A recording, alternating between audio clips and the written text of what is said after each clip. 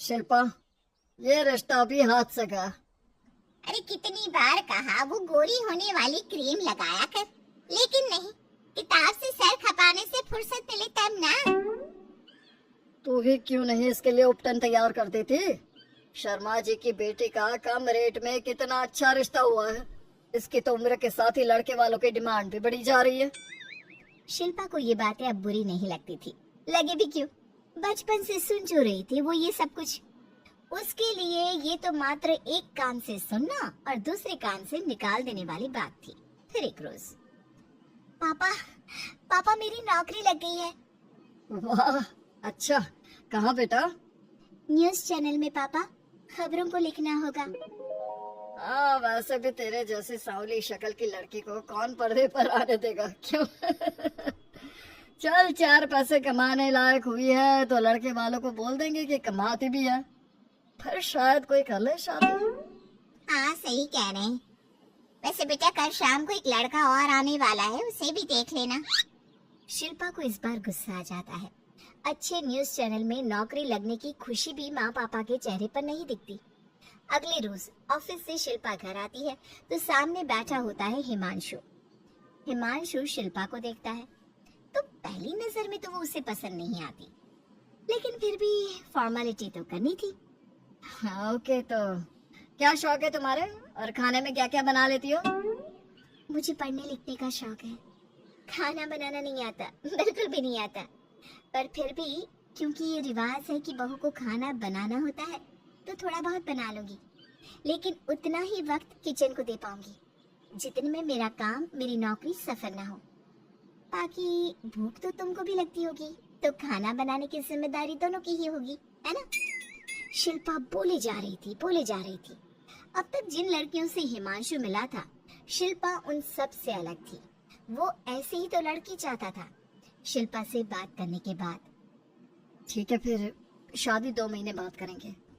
वो क्या है ना, खाना बनाना भी तो सीखना होगा ना। मुझे मंजूर है। शिल्पा को भी हिमांशु अच्छा लगने लगता है। दोनों की शादी हो जाती है, लेकिन शादी के बाद से ही हिमांशु का परिवार शिल्पा के रंग को लेकर कई बातें बनाता। क्या बात है हिमांशु, क्या कमी हो गई थी जो ऐसी काली सी बहू ले आया? काली काली तो नहीं है। हाँ, मेरी शिल्पा का रंग हल्का सांवला है। वैसे आप तो कृष्ण की भक्त हैं, जानती है ना, उनका रंग भी सांवला था। अब सांवले रंग के कृष्ण की पूजा, तो सांवली मेरी बेबी खराब कैसे? बात तो सही भी थी।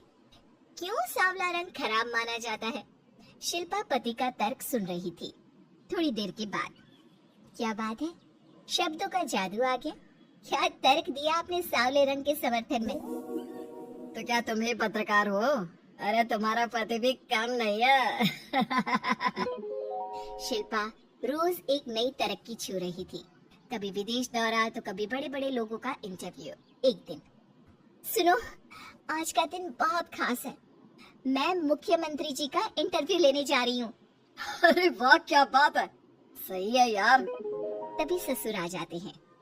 बहू, थोड़ा मेकअप भी कर लेना, वरना काली काली फोटो सब जगह आएगी।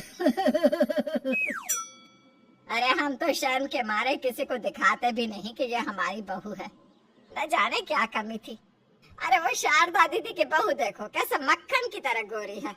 और नताशा, वो तो ऐसा लगता है जैसे भगवान ने दिल खोल कर रंग दिया है उसको। अरे माँ, आजकल रंग नहीं बुद्धि का जमाना है।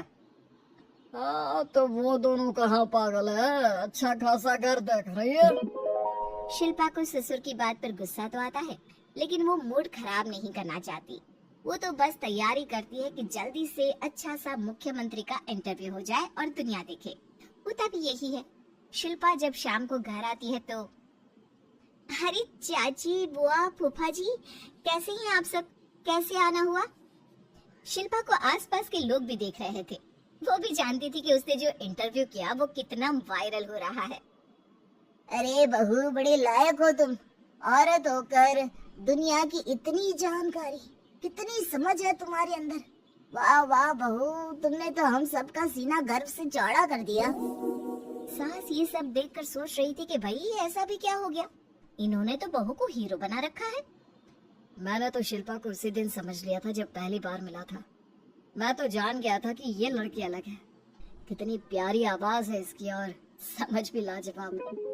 तभी बुआ सास बोल पड़ती है, और एक हमारी बहू है, सारा दिन टिकली बिंदी पर ही लगी रहती है। अरे दीदी, न जाने कौन कौन सी क्रीम लगाती है, अब तो चेहरे पर फोड़े भी निकल गए। कितनी बार कहा कुछ पढ़ाई आगे करके दुनिया में नाम कमाओ, लेकिन नहीं, बस सारा दिन शीशे के सामने खड़ी रहेगी। कोई बात नहीं फूफा जी, वो भी किसी की पसंद हो सकती है। हम लोगों का क्या, एक काम अच्छा कर दिया तो पूछ लिए गए, नहीं तो जमाना तो गोरी सूरत की ही तारीफ करता है। क्यों माँ जी? हाँ हाँ, वो क्या है ना, मैं जरा पानी लेकर आती हूँ, तो बैठ बहू। हाँ हाँ बहू, तो बैठ। वो क्या है ना, आज तो तुझसे बहुत सारी बातें करनी है। ये बता, कैसे दिखते हैं मुख्यमंत्री जी सामने से? जैसे टीवी में दिखते हैं वैसे ही दिखते हैं क्या? आए दिन लोग शिल्पा से मिलने आते, उसे अपने स्कूल या दूसरी जगह पर चीफ गेस्ट बनाते। ये सब देखकर पति तो खुश होता, लेकिन सुंदर बहू का सपना सास की आंख से उतर ही नहीं रहा था। फिर एक रोज, शिल्पा, पापा कहाँ है? माँ जमीन पर गिरी पड़ी है, वो बेहोश हो गई है। शिल्पा की सास को गंभीर बीमारी हो जाती है और फिर आप लोग अपनी माँ की किसी बात को मना ना करना, उनका दिल कमजोर हो चुका है। दिल में कोई बात लगेगी तो उनके हार्ट अटैक आने के चांसेस हैं, तो समझ रहे हैं ना।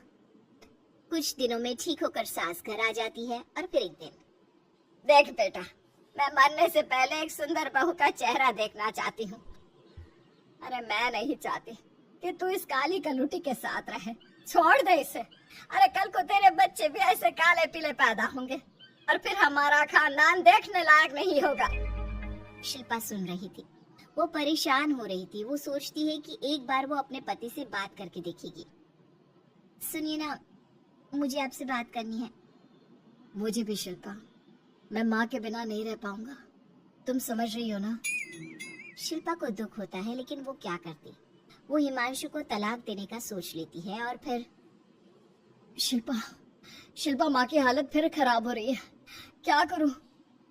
माँ को सबसे बड़े अस्पताल में भर्ती करना होगा। लेकिन वहाँ तो बेड के लिए बड़ी बड़ी सिफारिश करनी पड़ती है। हाय रे, मेरा मन आता है मैं मर न जाऊं, मुझे बचा ले बहू। शिल्पा को हैरानी होती है कि वो करे तो क्या करे। पर माँ जी, मैं कैसे? बेटा, मुख्यमंत्री जी से बात कर ले, उनसे बड़ी सिफारिश किसकी हो सकती है? तू बोलेगी तो शायद तेरी सास की जिंदगी बच जाएगी। शिल्पा सिफारिश से सास को बड़े अस्पताल में भर्ती करवा देती है, जहाँ लंबे समय बाद सास ठीक होती है। लेकिन इस बीच एक दिन भी शिल्पा उन्हें देखने नहीं जाती। सास जब घर आती है तो एक सुंदर सी लड़की उनका स्वागत करती है। ये कौन है और शिल्पा कहाँ है?